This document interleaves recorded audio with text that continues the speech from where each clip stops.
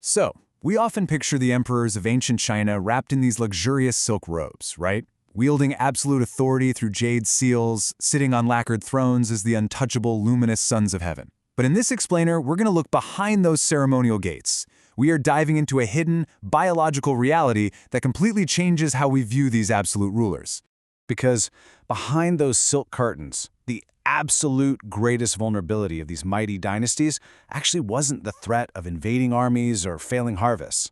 No, it was the quiet, accumulated biological cost of their own genetics. Think about it. What does it mean when the men who commanded the most powerful empire on Earth were, in a lot of cases, physically and mentally broken? Their bodies were literally bearing the invisible weight of generations of controlled marriage, cold political calculation, and dynastic fear. Here is our roadmap for today. First, we'll look at the Imperial bloodline trap, then the tragedy of the Western Han. Third, we'll cover the Northern Wei collapse. Fourth, the Ming Dynasty's dark end. And finally, the ultimate cost of absolute power. All right, let's jump straight into Section 1, the Imperial bloodline trap. So, at the imperial level, you have to understand that marriage had absolutely nothing to do with love or companionship. It was a pure political calculation, a tool of statecraft designed to neutralize rivals and keep wealth locked tight. And in certain dynasties, that logic pushed endogamy, which is marrying strictly within a heavily restricted aristocratic group, to its absolute structural limits. These imperial families were just completely terrified of bringing in outsiders who might have unpredictable loyalties. But to protect the institution, the court had to completely reinterpret this physical and mental decay. It's wild to think about, but China's imperial ideology was so all-encompassing that when a ruler started to neurologically deteriorate, the court simply changed the narrative. A trembling hand? Oh, that wasn't a biological failure. It was recorded as evidence of spiritual intensity. A withdrawn, uncommunicative emperor? He was just showing his transcendent detachment. The system literally masked its own decay. Moving on to Section 2, the tragedy of Western Han. I want you to imagine walking through the ancient capital city of Chang'an. It's this place of immense ambition. You've got wide avenues, massive earthen walls, and markets smelling of coal smoke, steamed millet, and just that faint iron tang of power. At the center of all this is the palace, which was an architecture of absolute control. Inside, ritual was a technology of power. Honestly, a single error in how you approached the emperor, even wearing the wrong color, could literally end your entire family line. Within this pressure cooker, families like the Liu, Huo, and Wang clans engineered this brilliant but biologically fatal strategy to trap the bloodline. They'd place a daughter in the palace, have her produce an heir, and then, once she became Empress Dowager, she restricted all future marriages to protect her clan's survival. They deliberately shrank the genetic pool just to consolidate their own political influence. And you can see the result. Generation by generation, as that marriage pool narrowed, the reigns of these heavily inbred Han emperors grew tragically shorter. The physical and psychological health of these rulers just collapsed, and it did so in direct proportion to the political success of their families. Let's look at the specific events that broke these young men. Emperor Hui ascended at just 15, but was soon consumed by profound distress after his ruthless mother, Empress Liu, mutilated his half-brother. He withdrew entirely and died by 23. Then came Emperor Zhao, who took the throne at age 8. The historical records quietly note his physical deformities, specifically these unusual arms and hands that could not fully straighten. And finally, the biological endpoint, Emperor Ping. He came to power at age 9 with a deeply fragile constitution, left behind no heir, and was widely suspected of being poisoned at age 14 by his regent, Wang Mang. The biological line had completely collapsed. Which brings us to Section 3, the Northern Wei collapse. Picture the bustling capital of Luoyang. This was a city of genuine grandeur, filled with these incredible layered wooden Buddhist towers. The constant smell of heavy incense filled the air, alongside merchants from Central Asia hauling glass vessels and dried fruit.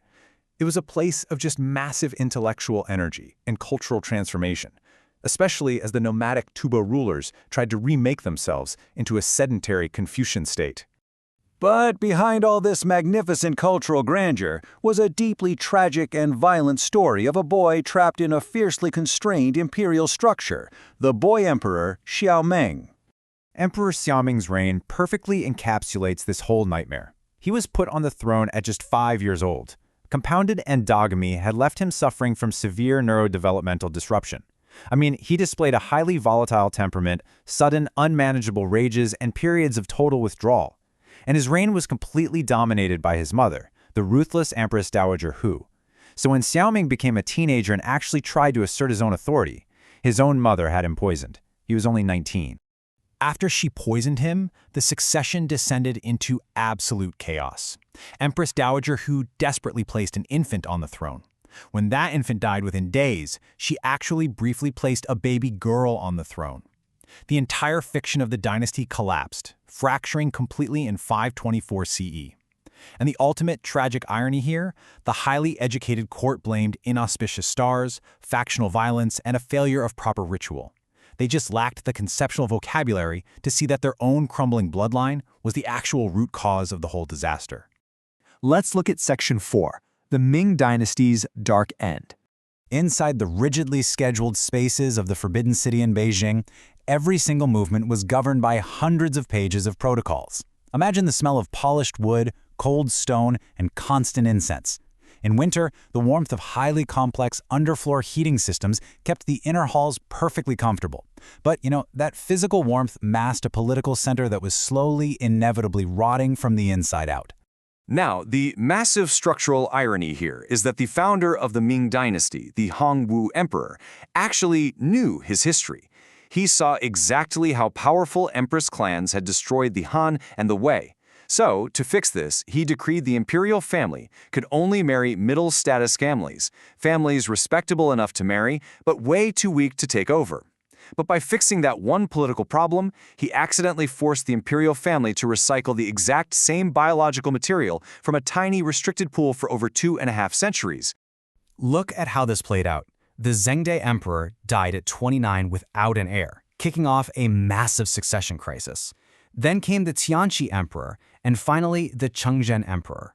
Each of them suffered the escalating, compounding neurological toll of 260 years of biological isolation. The sheer tragedy of this genetic toll really peaked with the Tianqi emperor. He came to the throne at 17. Now, he was expected to rule the world, read complex memorials, and manage the entire state.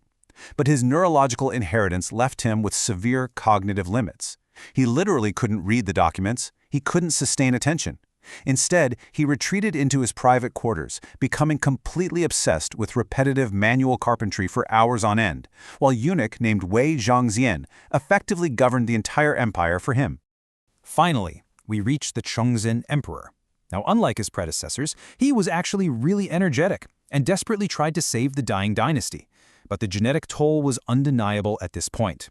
He was completely unraveled by paranoia. He exhibited wildly impulsive decision-making, constantly oscillating between frantic activity and total paralysis.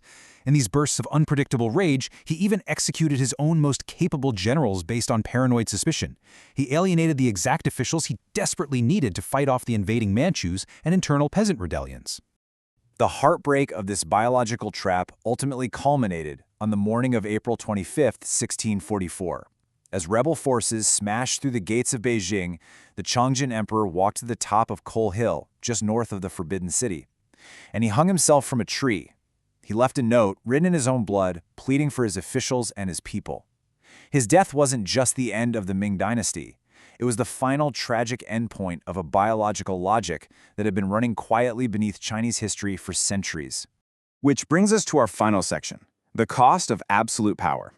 We've traced this chronological rise and fall across hundreds of years. The logic of the closed circle, keep power here, keep blood here, was born of genuine political wisdom at the time, but it contained the very mechanism of its own undoing. These ancient courts had some of the most brilliant, highly educated administrative minds in human history, yet they were completely blinded by their own ideological framework. They blamed stars and rituals instead of looking at their own structural failures. So, as we wrap up this explainer, I want to leave you with this. If they could completely miss the slow, biological destruction of their own